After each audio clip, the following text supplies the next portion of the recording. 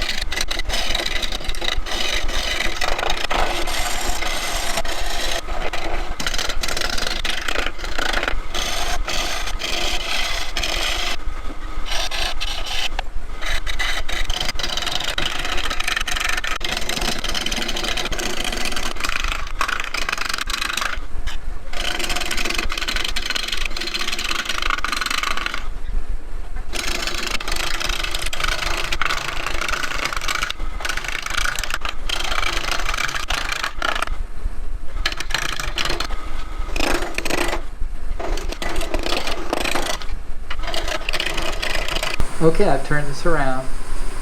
The bottom is now on the left and the opening on the right, and you can see the big old split now more easily. So in any case, I'm going to go ahead and turn.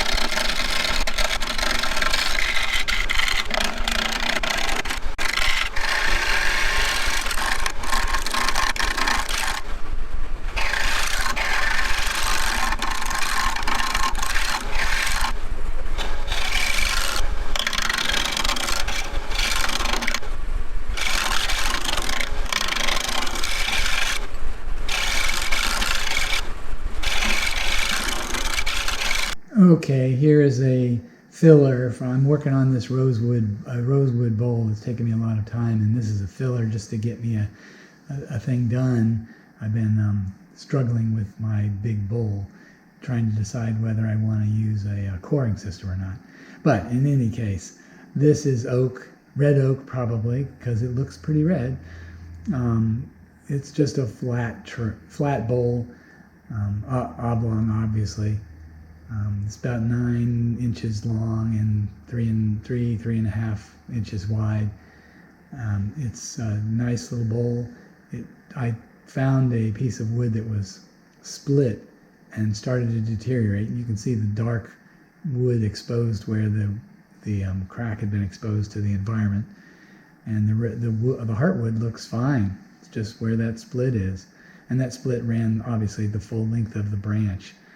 And I tried to maintain some of that, as well as there's a little knot on the right here. I guess that's not a lot to say about it. It turned out kind of nice. If you like what you see, please like and subscribe for more similar wood turning videos. Please comment on the video and I should respond. I make a video about once a week.